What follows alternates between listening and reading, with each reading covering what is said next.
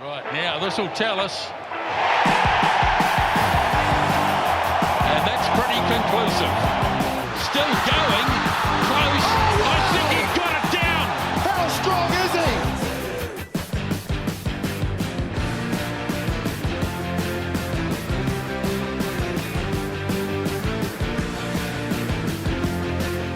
he? Got a team, and welcome back to TAB's Pick and Go Rugby podcast. My name is Karl Paul, joined in studio yet again by my good mate Paul Mawate. Paul, how's your week been? Very good. Looking forward to the weekend ahead as well. We're getting down to business time, and business time means some people going home and some people continue on. It also means something else somewhere else. Oh, But we won't get into that. We'll welcome in our guest. He's back. He joined us on week 1. He's back for week 7. It is the great man, Israel Dagg. Izzy, how's it going, mate? I'm good, team. And I must say, you're both looking sharp. Paulie Moati, you rocking a new hairdo there? Like, talk me through. It looks good. You're not the first one to say that today, is he? Oh, and you look sharp. yeah, no comment. Let's talk footy. He's built for speed, this man. This is Louis Mohawk. It's looking real good. Fast. Well, yeah, I'm going to take I Wish I Win on. All right, boys, we're going to get straight into it with the predicament of the week. Here's one for you both. Would you rather sit on the bench in a winning side in a World Cup final? You've been called in late to the piece. You haven't played a minute all tournament and you don't get to. Or would you rather be best on ground in the losing side claiming the man of the match medal? Izzy, I'll start with you. I read this and I was thinking, well, the hot dog in me would want me to have a selfish individual performance and go absolutely great guns and potentially lose. Or should I be a team man and be all about it? I'd have to go the bench. It's hard, I'm sitting on the bench, but I'll jump on the bench, mate, and be a part of that team because you're still in the 23. You're still a part of what's going on. Yes, you haven't got on there and put in performance, but the bench is hugely vital these days. So I still feel like you're still a part of it and you're still, added to what's to come and obviously winning it. Like you think in 2011 with Corey Flynn, he never played. And he's still a 2011 World Cup winner. So, he'll always have that badge and that medal on his chest. So for me, I think it's that. I'd rather be on the bench knowing that the team, the greatest success is to come out of it. It's a solid answer. Follow that one up, Paul. Do you get a medal? Does everyone get one? Should we ask Corey? Everyone gets a medal. Yep. I think we should go down the American way of doing things and everyone should get a ring. I think they're fantastic. That's one thing they do really, really well.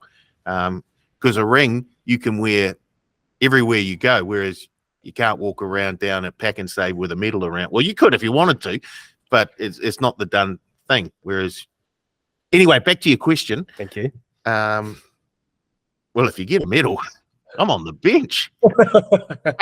You get a man of the match medal. Oh, Yeah, but you don't get the cash bonus that comes with it. Come on, boys. there's It's no easy. one. There's no one at the airport to meet you when you get back with your man of the match medal if you're on the losing side. Mum and Dad. Yeah.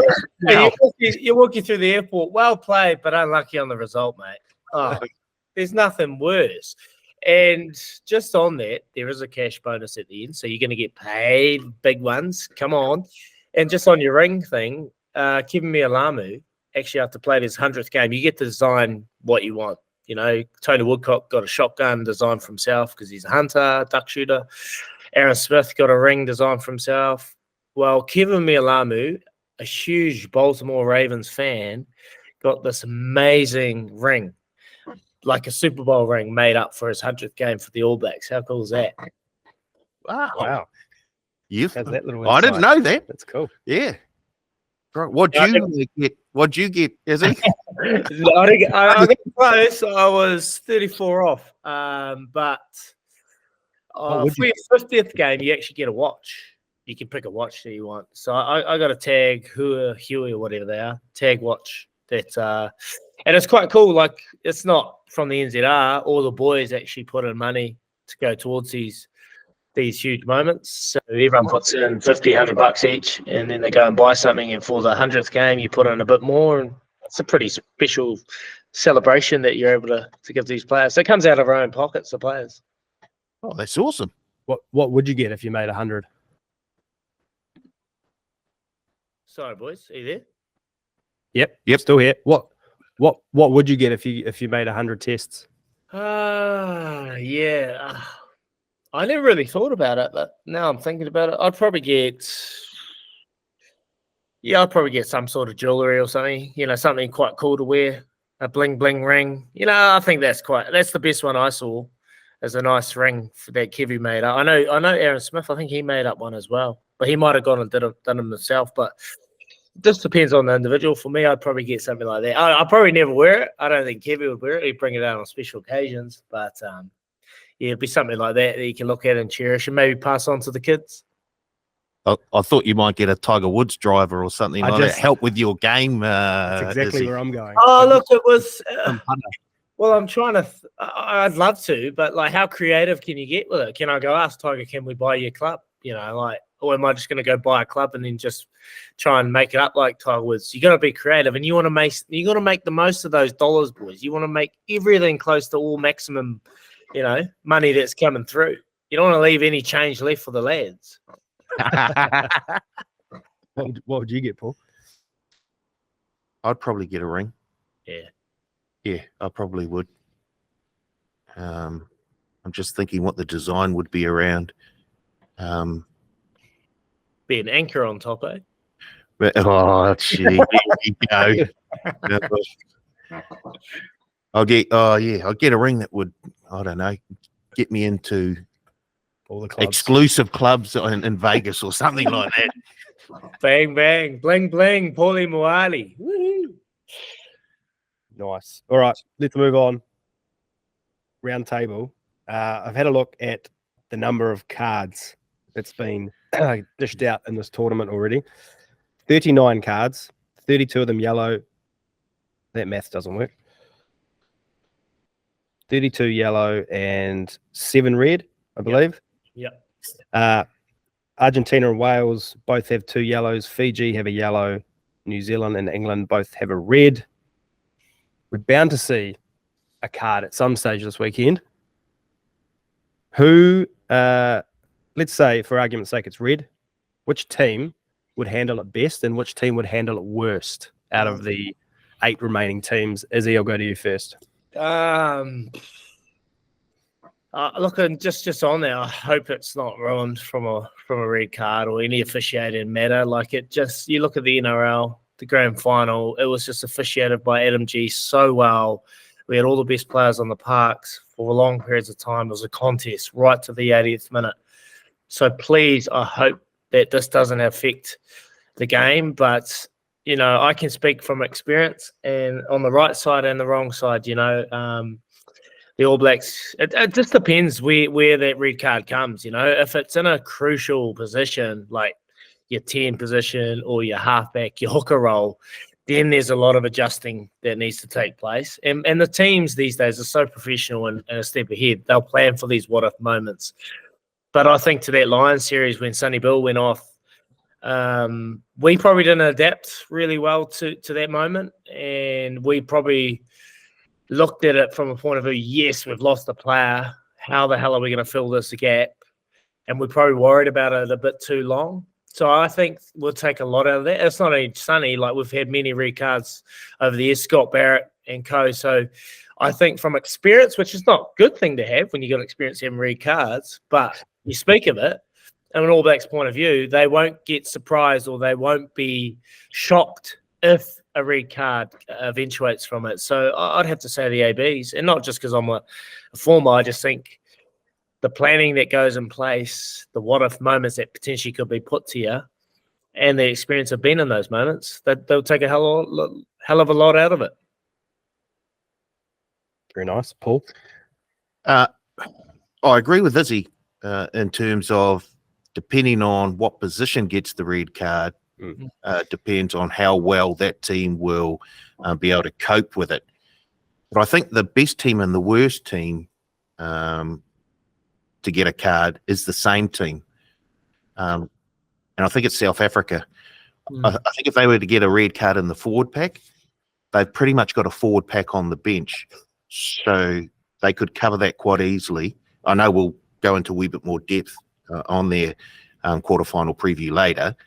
But if they were to have an injury in the back line, definitely at number 10, that'd be the worst for them, because the makeup of their bench so far has pretty much been one back and the rest forwards.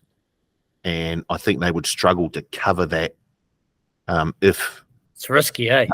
Yes, they're number 10. Now, I think they're going to make a slight change to the bench come this quarterfinal. I think they'll drop a forward and put in an extra back. But, yeah, I think if a forward was to get red carded, then the South Africans are probably the best team to be able to deal with that. If number 10 goes down, I think they're probably the worst. The All Blacks are probably best covered because depending on who they select, they've got Bowden, who's probably wearing the 15. I don't see Fozzie changing that. So he could slot into first. Like they may have McKenzie on the bench, who's another one who could slot into the 10 if Richie were to. And I hope no one gets a red card in any of the games. Nah. But we're talking about it. Unless your name's Owen Farrell, it's impossible to get a red card at 10. Yeah. It makes sense though, Paulie. You did make you make so much sense here with South Africa. Like they run the risk v reward, or obviously the reward, they have so much pressure and size coming off the bench. But if something like an injury, even in fact, Jamison Gibson Park has to go on the wing for Ireland, like they run that risk of potentially leaving themselves short. So like you've said, we've all said, please, officials, just common sense and make the right decisions. TMO, absolutely stay out of everything and just let the refs officiate. Well said. Well said. All right, let's go through last week's results. First game, New Zealand 73, Uruguay 0. New Zealand weathered the storm early. I think once they stopped trying to score off every single play from the kickoff, they sort of knuckled down, and it came pretty easy to them in the end, Izzy. Yeah, this is a Uruguay side that pushed France in the first, in their outing at the start of this tournament, 27-13, I think it was at the end. It was pretty tight right to the 70th minute. And I guess mentally in that game, this was always going to be the problem. Like you're playing against Uruguay, you're mentally, you're going to win. You're expected to win, and the result's going to happen. But how do we go about that? Do we get caught up in playing a way that we did at the start of that game, where it was so frustrating from a fan's perspective of, that offload wouldn't work against Ireland. That offload wouldn't even happen against South Africa. So don't get caught up in that. And I think they did. And I was thinking, no, this is the worst preparation heading into a quarterfinal.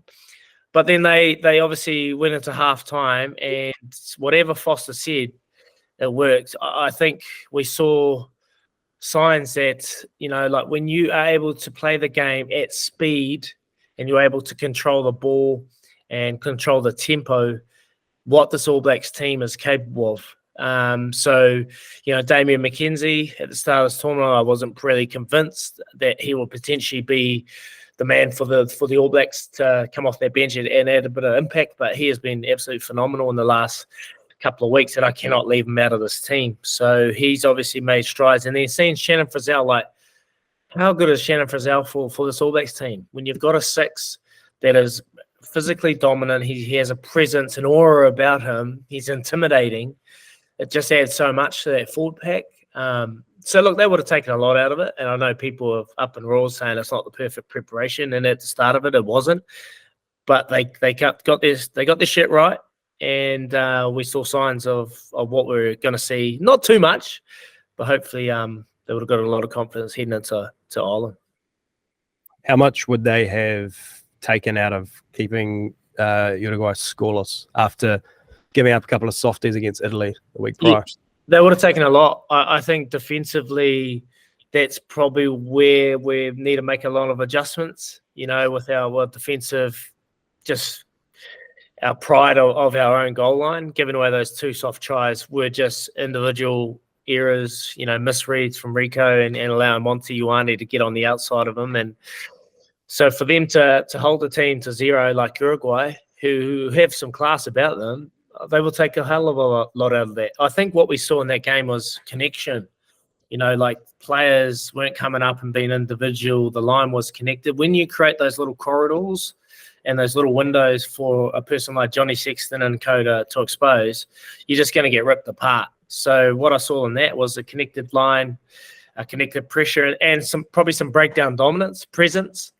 That's something that's probably been lacking. And Sam Cane and Shannon Frizzell, Artie Savia, we know how good they are. They're going to have to be big this week against Ireland. Anything to add on the New Zealand game, Paul? I guess he's pretty much covered the whole thing there. I agree with him. They tried to play a bit of razzle dazzle without laying the foundation first. Yeah. And then when they actually did get that foundation, things clicked really, really well. And the big thing to take out of that is they didn't concede any points. Yep. Paul, stick with you. France 60, Italy 7.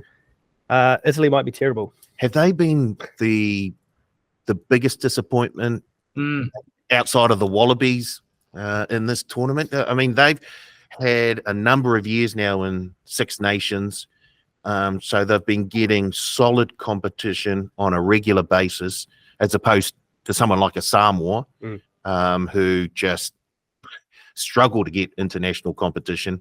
I guess they struggle to get their team together because most of their players are sprung all over the far reaches of the world. So, but for the Italians, this has been a very, very disappointing competition. I think they've almost reverted back to where they were in 1987 when John Kirwan was cutting them to pieces at Eden Park. They've gone backwards big time. The French did. Exactly. Yeah. Once again, it's the French team. You never really know what sort of French team you're going to get until that first sort of. You get a gauge after the first 5 minutes about what sort of French team is turning up. Yeah. And it was the good French team this time, but boy, oh boy, the Italians have just looked sort of almost lifeless at times. Yeah, they let themselves down, eh? They had an opportunity from a pretty positive Six Nations to come to the big stage and inspire and put out performances that probably could change the thought process of Italian rugby, because we had a pundit on our show. He actually said that rugby is thriving in the country. They've gone from 20,000 to 100,000 rugby players in the country, and which is, a formidable basketball footballing nation. So for them to go there and do that, you can see it on Kieran Crowley's face post that he was relatively disappointed with the performance there. But, mate, they've got some class about them. They got some classy players like Monty Ioane, Capuzzo. Mate, there's some quality in that squad. They've just got to continue. Benetton are very good. They're their Italian club side. They've got to build on that Six Nations. A couple of years ago, they were going to be gone from the Six Nations. Now they're competing. People are saying we need to invest more. If they don't, then Portugal's going to take their role, aren't they, lads? Yeah, how good were they? Portugal or Georgia, and Georgia. The next one, Wales 43, Georgia 19. With 15 minutes to go, it was 24-19, and Georgia were going to have a red hot crack, and it wasn't. If it wasn't for 2 tries of Reece Zammett's 3 to sort of bring that Welsh team home, it could have been a different story. But Paul, Wales secure top spot, 4 from 4. And they deserve it. If you look at them, they've consistently been the best team. Look, the Fijians had their chance against the Welsh. To be fair, they A lot of chances. dropped the ball over the line a couple of times. They had that the final play of the game where they flew the pass after, and this is what they do, that sort of thing. It didn't come off this time. They didn't really need to do it, I don't think. But no, the Welsh have been very, very good, especially the way they entered the competition, where it looked like they were in all sorts of strife. And didn't really know what was going. This may have been a Warren Gatlin sort of smokescreen to put everyone off because they got off to a very good start and they continued to build, and they've got a bit of momentum behind them now as they head into the quarterfinals. So that was it. Reece Zammit. He's a try scoring machine. He's a try scoring machine. You give him the ball with a little bit of space. Fast. He can do the business. Izzy, England 18, Samoa 17. Oh, Robbed. Samoa probably should have won this game. absolutely robbed, mate. Robbed. Like it's still circulating. I don't know if you follow Daniel Little on Twitter. He's still going on about it. Just want some more clarity on the call and some of the officiating. It's absolutely blown up. And, like in saying that, like Samoa before that game were pretty average. They hadn't put out any performances come close to being. I thought they would have beaten Japan. They didn't get up over Japan, and then they come so close in that game. They should have won it. They got robbed. They played some unbelievable rugby. They are physical. Lima Sapwanga, and how good is that when the eligibility rules change? You get these players going back playing for their nations. I just seen on Twitter, like when you're being around the globe and you've been away from your identity and who you are, you kind of lose a lot of it. And I just seen on Twitter, he cannot wait to take his kids back to Samoa to get amongst his culture and try and give his kids a bit more of an understanding about his people. And that's what I saw in that game performance. The backs against the wall, the pride that they put in that jersey, the players that have been available. And I think that's where we need to get to, lads. Like I had Andrew Goodman on my show yesterday, and he spoke about. I said, "What do you want to see going forward?" And he says, "Well, we need to see more opportunities for the Samoans to play Tier 1 nations." And it doesn't have to be a tick. We don't want it to be like tick the box, just going along and giving them one here or there. They need to have access to a lot of these players that are playing at major clubs, because the reality is Ireland, England, South African players, they get released from these major clubs. They rely heavily on these Pacific Island players to really hold down the competitiveness at these clubs. So they need buy-in from people at clubs and World Rugby to be able to do this, because you've seen with Fiji, they're getting opportunities to play Super Rugby. You're seeing it now, a glimpse of potentially what could happen if Tonga and Samoa get more opportunities. So, look, they'll be proud that they were close, but they'll be pretty disappointed on the flip side that they never were competitive at the start of that tournament. I think they changed their tactics slightly for this game against they use the width of the field a lot more than they have for the beginning of the tournament, which I wish we had seen that from Samoa early on, because we may have seen a result or two go a different way. It's always a shame. We're talking more about the officiating of a game than the actual the skills of the players involved. But it was good. There were some very good signs there from the Samoan team, and hopefully they can build on that heading to the next World Cup. England obviously topped that pool now, 4 from 4, but I don't feel like they've shown a lot since that first win against Argentina. No, and they have changed their lineup, depending on who they're playing. So that always there, Paulie. Like on Farrell starting at 10, or does Marcus Smith come in, put him at 12, move Manu out? Like, I think what I'm reading and getting an understanding of is they're frustrated with it, trying to fit in Owen Farrell. Because he's Owen Farrell. I like the look of that. What's his name? Ford. He was awesome at this. George Ford. Oh, he's great. Ford was amazing. Yeah.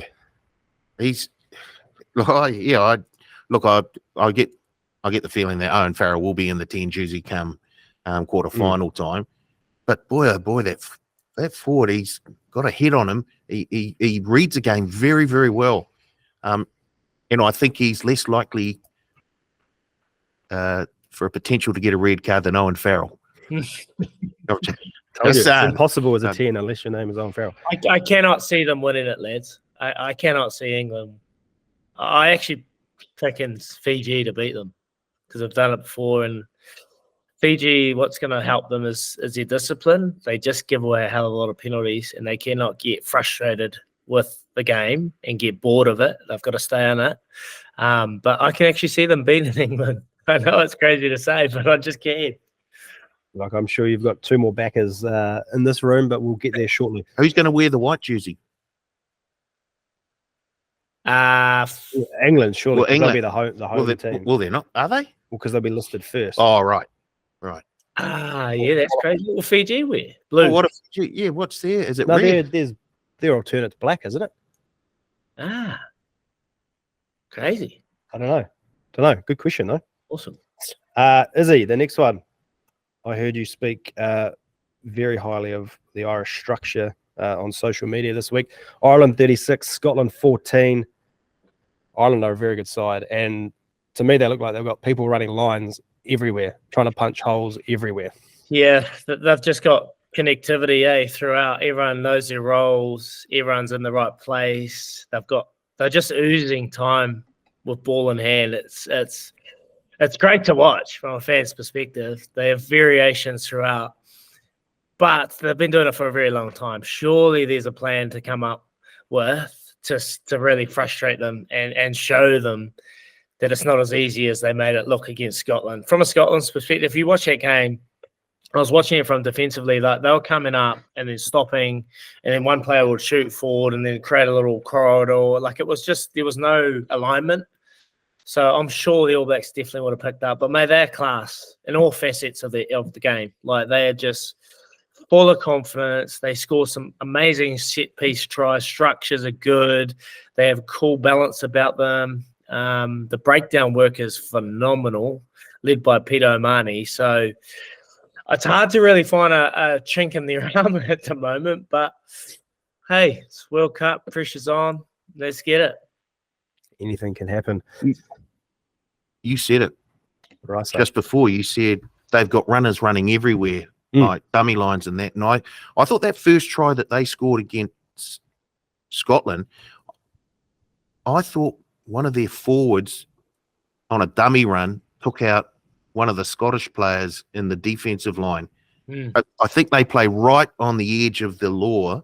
And if I'm Fozzie, I'm having a word with the referee before the game. I'm saying keep an eye on their dummy runners, because they do have that. Sometimes they don't get it quite right, and they can interfere with the defensive line off the ball. So, if it was NRL, no try. No, That's what I mean. no, hold on. We're talking about the NRL. Outside of that grand final, which was brilliantly officiated, there are some absolute shocking decisions in the NRL. But back to this, Ireland are a very, very good team.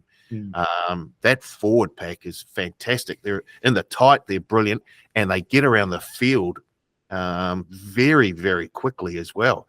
And it's all based around that. And Johnny Sexton goes down, they're in a heap of trouble. Yeah. But he's there. He's the puppeteer. He's brilliant. He's the puppet master. Yeah. Just on that, sorry, Carl, on that, like you spoke about Paulie Moati for Foster, you have a word to the referees, but you take the referee out of the game, and you've got to work on ways to beat that, getting checked. And why teams get checked is because they're in the wrong position defensively. You're too far on the inside shoulder. I've talked about you've got to be square. You've got to be square with these players, and you've got to be able to have the ability to, if they get that front ball, you can step in. But if they go out the back, you're able to push off and not get checked and not get caught on the inside. So alignment, we talk about a lot, but your alignment on that D-line with the player in front of you has to be perfect. Otherwise, if you get caught out, you're going to get checked. And we do not want to leave it up to the TMOs and the referees to make those decisions, take them out of the game, get in those positions. A wee career in coaching, I reckon, is he? Hell no. Under sevens at was it Burnside? What was your club down there? Is he? Rugby, mate. We got too many coaches there. I just sit on the sidelines and have a look-see. Nah, I couldn't think of anything worse, mate. Stuff that. Next one, we'll rip through these last couple quickly. Japan 27, Argentina 39. I thought, classic showcase of fast running rugby. It was good to watch, Izzy. Great to watch. Like RG at the start of the tournament were pretty. I was a little bit disappointed, obviously, when they lost to England. I was like, yeah, what the heck? But they've actually come a long way since then. They've got big bodies. They're defensively pretty sound. We had David Kidwell on the show today, and he was good. Just spoke about them defensively. They're a very emotional team.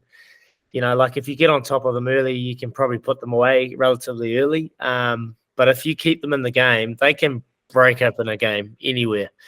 Pablo Matera going down, potentially going to be out going forward, is a huge loss. I picked them to win this quarter, but yeah, look, they've been class towards the end of this tournament. They'll be happy to get to the quarterfinals and potentially punch on. Like, they were the dark horse at the start of the tournament. I think we spoke about, like, on that side, you look at the teams on the other side of the draw, Argentina really stood out. So, yeah, all right. Paul, you had them in the final, didn't you? I may have. I had Fiji to make the quarters, I believe. Yeah. We'll get there. All right. Tonga 45, Romania 24. Tonga got their first win. They look pretty happy about it. It's good. Yeah, It was good for them. But once again, it was a nice, open, entertaining game with neither team having the opportunity to progress. Yep. And the last one, Fiji 23, Portugal 24, get their first ever World Cup win. Izzy, I'll go to you. Fiji have, I said to Paul earlier in the week when we were watching this game, Fiji have an incredible ability to either lift or drop their level of play to whoever they're playing against and just make it tight. Mate, just give them big tier 1 nations every week, honestly. Just when they're expected to win, they do that. When they're not expected to win, they can pull something out of nowhere. So it was funny. I was working throughout and then just finished off here. And then I went inside. I seen the score. I was like, oh, my goodness. But Portugal, that Storti on the wing, what a try that was in that first play. Like, some of the skills and the finishing from Portugal as a team was out of this world. It was crazy to see. So, yes, it's obviously, a good way to just kind of keep Eddie motivated and think like he's going to the quarters and, keep him on the edge of his chair. And then at the end of it, he's deflated and he's going back to Australia, and Fiji go through the quarters and Portugal get their first win. Everyone's a winner but Eddie. Anything to add, Paul? No, that's Storti. He's a very, very handy player. I think he scored 3 tries so far this World Cup. That's huge for a Portuguese player. They have been a wonderful, wonderful team to watch. And I hope they get the regular international competition to be able to make gains from this World Cup, because they really, really look good. As he said, Fiji, and then you expect them to win. You put in an effort like that, although they knew what they had to do to get through to the quarterfinals. So maybe that was in the back of their minds. But, yeah, love the win for the Portuguese. That was wonderful to see. I'll see the Fijian coach went into the Portuguese changing rooms after and handed over a whole lot of Fijian jerseys, I think. Sort of. That was cool. Cool moment. All right, this is the betting podcast. Let's get to some betting, and we're going to look at the game previews this week. We will start with game 1. Wales, $1.57. Argentina, $2.40 in the match result market. Jaco Piper is the referee. Paul, where is the money going? Look, it's fairly quiet at the moment on this quarterfinal. In terms of the match result market, 65% of turnover is on the Welsh at around the $1.57 mark. So, yeah, 2/3 of it, the action is on Wales to go through here. I think a big part of that will be Matera. Is he there? Not there. But yeah, Wales have looked very, very good in their pool matches that they've played. I know they've gone 4 from 4, is he? But like, they haven't. The quality of teams they've played hasn't been great. I'm not convinced. Thank you. I think Yeah. I think Argentina's last two games, the way they've played, Mm. they look outstanding to me. And that $2.40 looks. That's Paulie Moati setting the odds, mate. He's just been about the people. Look, I picked him early on in the week, and I had a little doubt when I spoke to David Kibwell about Pablo Matera, and I just think I'm just wondering how much of an effect that has on them as a player. Like I've just spoken, they're a very emotional side, so whether they can lift if he's not unavailable, that's the only case. Although I think they're a far better team than Wales. I'm still yet to be convinced by it.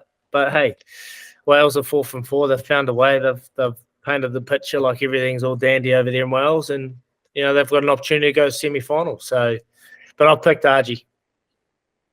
Nice. Next one, big one. Ireland $1.80, New Zealand $2 in the match result market. Wayne Barnes to referee. Paul, I know there is a ton of money coming for New Zealand. Yeah, it's crazy. How much are we talking? So it's similar to the Welsh Argentina match. There's around 2/3 of the turnover is on the All Blacks, who are outsiders at $2 in that match result market. There's been a $4,000 bet so far on the All Blacks at the $2 mark, 2,200 on the All Blacks at $2. The Irish aren't without their friends, though. There've been 3 $1,000 bets on Ireland at $1.80. But most of the turnover, or 2/3 of the turnover, in that match result market is on the All Blacks. All Blacks to win by 13 and over has been very well backed in that winning team and margin option. That was $5.50 yesterday, now into $5 as we speak. In the anytime try scorer market, Will Jordan has been the best back there. He's currently $2.40 to score a try. And he's also the best backed in the first try scorer market at $12. So there's a lot of confidence from Kiwi punters around the All Blacks and how they'll fare in this quarterfinal. I don't know if I share that same sort of optimism. I love to see the All Blacks go through, but boy, oh boy, this Irish team will be very, very tough to beat this weekend. Shows how good my prep's going, but have the teams been named? No. No. We're just, I don't think so.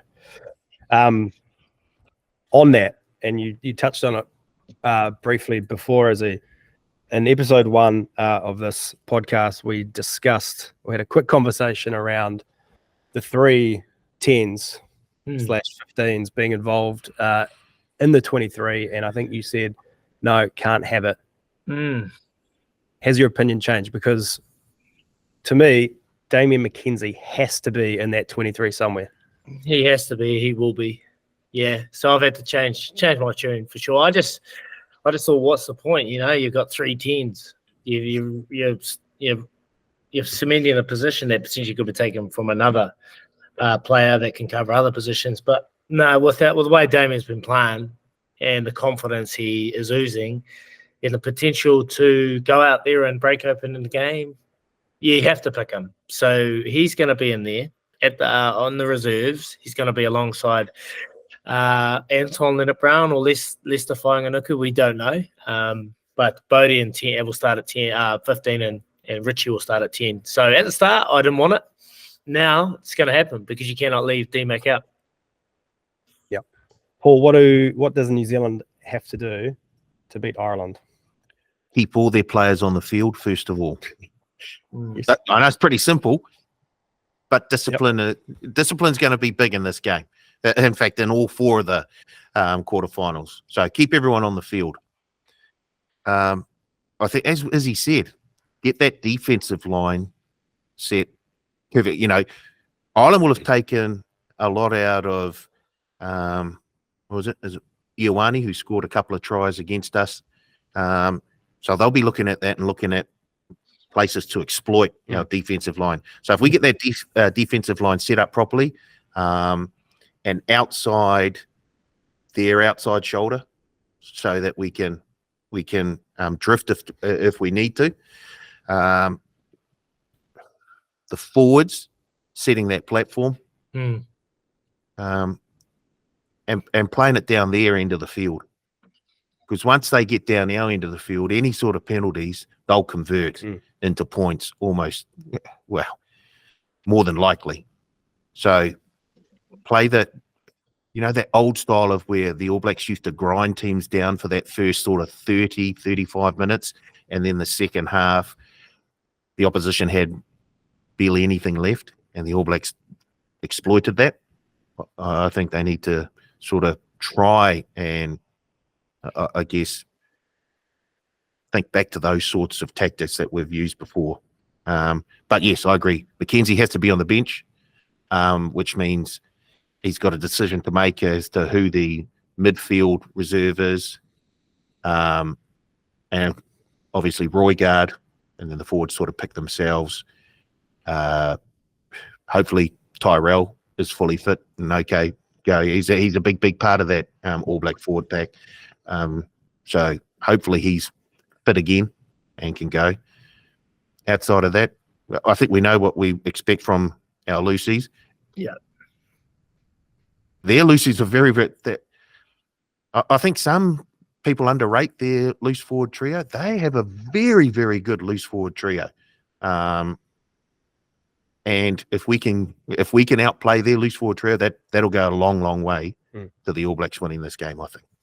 I totally agree. Paulie, you touched on it at the end there. Like the island's ruck speed is the best in the world. They get quick ball, and that's how they get so much success out of Johnny Sexton and their ability to play the game that they want to play. So it's a big weekend for our Lucies. They've got to be disruptive, or not even just our Lucies, everyone on the park. Like if there's an opportunity to snipe all that ball or be a presence and just add another dimension or slow it down, get in there. It's going to take 15 players to slow that ball, to not get them what they want, and that's quick ball to play what they want to play. That will go a long way to winning this game. And they got to kick better too. They have to. They cannot just kick and allow this Irish team to hold the ball, starve the ball. If we're going to kick, we need to kick smart, make it a contested ball, or kick to relieve some pressure. Do not kick it straight down the barrel of someone down at the back, whoever it is, Keenan.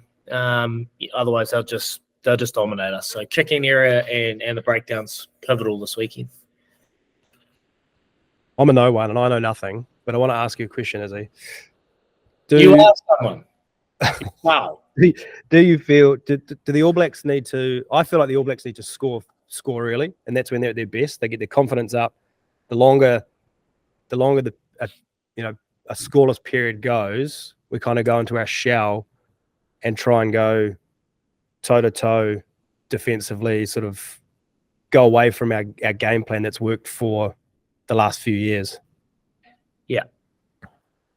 Do we need to start well? Yes, definitely. Really, yeah. Yeah, we just have to start well. We have to cement. I remember when we lost to Ireland in Chicago 2016, and we played them again that year in Dublin. And we knew that week building up to it, they beat us for the first time. They were just oozing confidence, like they're going to be oozing here. We knew we had to start well, and we had to, cement a little bit of doubt in their minds. We went out there and we just started and threw the kitchen sink at them. And it took us 10 odd minutes, but we scored first. Malachi Fekitoa went over in the corner. And after that, we were able to gain a lot of rhythm. Mate, I'm a confidence player, and I know many Kiwis out there are confidence players. If you strike that ball off the tee early, you're going to have a good day.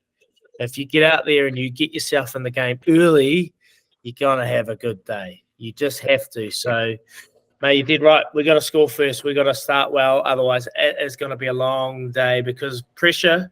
Do we react very well to pressure, boys? Like that's probably the doubt we have. What pressure's on, we tend to go in our shells a little bit. So start early. It's key. Easy. Start early. Next one. England, $1.40. Fiji, $3 in the match result market. Not a lot of friends. Not a lot of friends with Fiji? 85% of turnover on the Poms. Gross. 85%. Yuck. Are they asleep? This is exactly what the Fijians want, people to just take them for granted. and then they will just jump up and surprise the hell out of you. So It's actually changed. It's $1.33 now, 3.10. Wow. 8.5 points. The point start. that's on the way to money that's come for the English. So I Fiji, just well, $4. Fiji got to win, man. They're gonna look. I know it's gonna be hard, but they're gonna win, boys. $3, get on. That was a huge moment. Pacific Island Rugby, come on. They won last time they played. They did. People have short memories. Yeah, they did. Hey, Paulie, you would have paid out a bit on that one. I guess there were a few carver parties going on after that result because there was a bit of money that went out the door here at Petone. Yeah. That good's cover. Anything else we want to add to that, boys? Nah, I just think England's got a lot of decisions to make in their team, like you spoke about, George Ford, Marcus Smith, Owen Farrell. Where do they put them all? They've had Underhill coming in. Is he going to get a potential to start and maybe add a bit of presence? He was in 2019. He was an unreal player in 2019, and he's left out of the squad. He's coming for injury cover. So, look, they're genuine favourites, no doubt about it. But I honestly think if Fiji are able to play the way that we know Fijians play, I think they can upset them, because the English, they haven't reacted well to Pacific Island flair and muscle and physicality. Like they've been rattled from it. So yeah, I think they'll go into this game full of confidence, knowing they've already beaten them. Nice. Last one, France, $1.80. South Africa, actually $1.77. South Africa, $2.05 in the match result market. The draw, $16. The New Zealander, Ben O'Keefe, to referee. Paul, where is the money going? It's fairly similar to the Welsh Argentina game and the Irish New Zealand game. There's around 65% of turnover on South Africa. Yes. To win this in that match result market. So slightly favouring them. I guess Dupont Back. Cleared to play. The man in the plastic mask. I don't know if hopefully look, if he's on there, he's a huge he's sort of like the Johnny Sexton of their team. And a lot of things revolve around him. He connects the backs to the fore. I know all halfbacks do, but boy, oh boy, he has the vision that not a lot of halfbacks do. So he's a critical cog in that French team. I just look at the South Africans and I think you get bashed for 50 minutes or so by that forward pack, and then they bring another forward pack on, and then you get bashed again for the final 30, 35 minutes.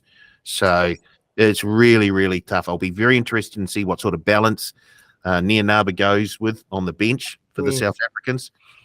I love the way this team is led, the South Africans. I think Khaleesi he's sort of the South Africans' version of Richie McCaw. I think he's very well spoken. Physically, he's an absolute beast. But I know the crowd will be behind the French. I just think the South African team, if they get the balance right on the bench, and once again, discipline, I think they'll have the edge over the French. It seems like with the South Africans coming in rested, week off, this might be the worst result for the French in terms of possible matchups between Ireland and South Africa. This seems like the game they didn't want. It's sad, really. It's so sad that there's four of the best teams in the world, two of them are going to go home. Like you'd hope that France, South Africa punch on in a semi-final, but one of them are getting out of here. Start of the tournament, I picked South Africa, and I'll continue on with that. I just think, like the way that they played, they've got World Cup experience. Like you said, Sia Khaleesi's outstanding. They've got Andre Pollard, who's one of the highest point scorers in Rugby World Cups, already coming back into the fold. That was the only doubt I had from them. Mani Lebok, had he done enough if Andre Pollard wasn't available? Probably not. So having him at their disposal just adds a whole lot more confidence and a dynamic to their game. There's only, I don't know if you heard the controversy this week about the WADA situation and potentially about the flag being taken off their jerseys and the flag before the game. So there's a bit of a controversy that's rolling around in South Africa with South African governance. They didn't sign this WADA document, and apparently WADA have come out and going to ban the flag from their jerseys in their game. So how much is that going to have an impact on them as a team? You know how much they represent their culture and the people back in South Africa. I'm surely not. Surely not. That's my radio coming out there, just doing a headline. So, yeah, I'll pick South Africa to win, mate. Yeah, it's a good point. Andre Pollard, because if they had their kicking boots on in their match against the Irish, then they beat Ireland. They and quarterfinals, you need points on the board. So it'll be interesting. Does he actually decide to start Pollard? Does he have him on the bench as one of two backs, or is he the only back? And of course, with the other injury that they picked up during the tournament, was it Mapimpi? Lucanio Arm comes into the squad, one of the best midfielders in World Rugby going round. So it's unfortunate the injuries that they've had. You know, Malcolm Marks, huge loss, and Mapimpi, huge loss. They're able to bring in the likes of a Andre Pollard and a Lucanio Arm. This has sort of worked out quite well for South Africa in a way. Because they've looked very, very good pretty much all over the park, apart from the goal kicking, which has been sort of underperformed, I guess you could say. With Andre Pollard there, that gives them that option, if they want to have him on the ground. And I think it gives them a wee bit more balance. But boy, oh boy, if you're in the opposition forward pack, you know you've been in a game after the final whistle goes when you play South Africa. Good luck. All righty. One more quick thing before we get to some punting and wrap this thing up. My favourite game, start one, bench one, cut one. It's back. It's all right. You don't feature this weekend. It's good. But we do have three of the great New Zealand wingers involved this week. First one, New Zealand's top try scorer, Dougie Howlett. Next one, arguably one of the greatest ever, my favourite, Jonah Lomu. And the third, a man, I guess, whose trajectory is climbing very quickly. He's in the team currently, Will Jordan. Izzy, start one, bench one, cut one, please. Start one. Oh, this is easy, mate. This is easy. Start one, Jonah Lomu. You start Jonah every day, all day. You bench one. You go Dougie Howlett. And then you get rid of Will, mate. Your time's going to come, son. You wait around and hopefully prove me wrong. Very nice. Simple. Put that simple? Oh, I think it's even more simple than that. You start Jonah, you bench Jonah, and you cut the other two. Yes. This is Jonah Lomu Rugby. You told me about this. It was like 4 weeks ago. You can pick Jonah in every position. So that's I'm doing Jonah Lomu Rugby. That is a cheat code team, isn't it? Oh, So good. So good. He put fear into the opposition every time he ran onto the field, I think. Oh, mate. That's one of the biggest what ifs. You know, if he ever played at 100%, and you know his career at 100%, wow, what he could have been. You know what he already was. I remember seeing him. I think it was for Wesley College in a schoolboy sevens tournament, and it was not fair. It was not fair. I mean, the opposition tried their best, but they could not tackle him, and. Either went straight over the top or he went around them. He had the size, the power, the speed to do everything. It was just fascinating to watch. I remember growing up and my old man, doing tackling practice in the backyard. And he said, just go low, get around the boots. You can tackle anyone. You can tackle Jonah Lomu if you want. you know, he had that mindset really good. Like, yeah, cool. Absolutely no chance, Al. No chance. Oh, mate. Yeah. Good tackle him. Gal, you had the cleanest rugby jersey after the game finished. Oh, 100%. So did I, brother. Don't worry. Not the only one. I'll happily say I do. I steer clear of tackling. Steer clear of tackling. For the record, I reckon I'd start Jonah. I think I'd bench Will Jordan because of the fullback wing aspect. You're a fanboy, eh? He is. Oh, really? Well, He is. Will he Jordan's made- number one. Yeah. until he puts on a Crusaders top. Sean Johnson. Sean Johnson is number one. Will Jordan's number two. Israel Dagg number 3. There you go. You've redeemed yourself.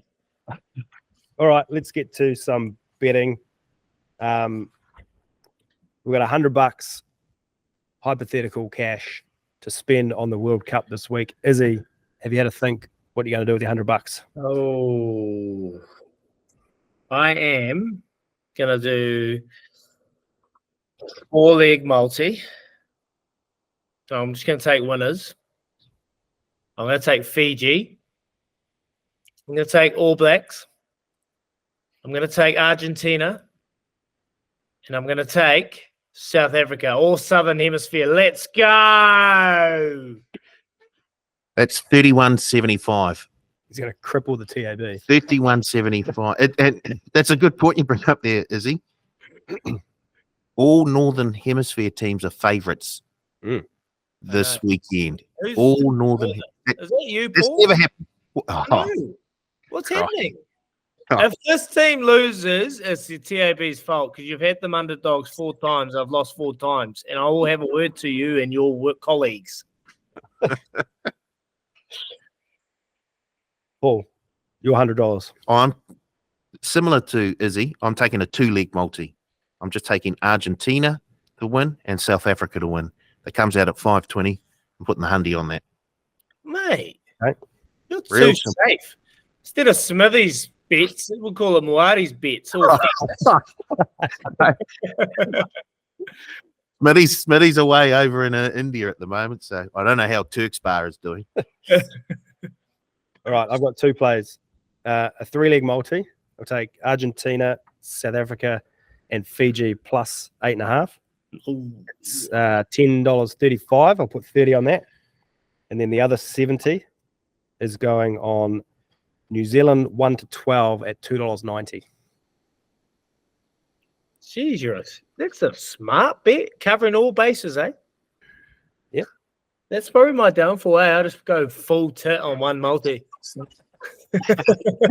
What's the last game that you put in? Oh, South Africa. That's the river. You always lose on the river. I know, mate. I've got rivered so many times, and it's fucked. But honestly, imagine it, boys. Imagine the tabloids. Imagine the headlines. If all Southern Hemisphere teams get through, I will be. Oh, I don't know how I'm going to be able to contain myself. I'm going to go on Twitter. I'm going to have a look. I'm just going to listen to all the comments. Oh, it's going to be so good. Come on.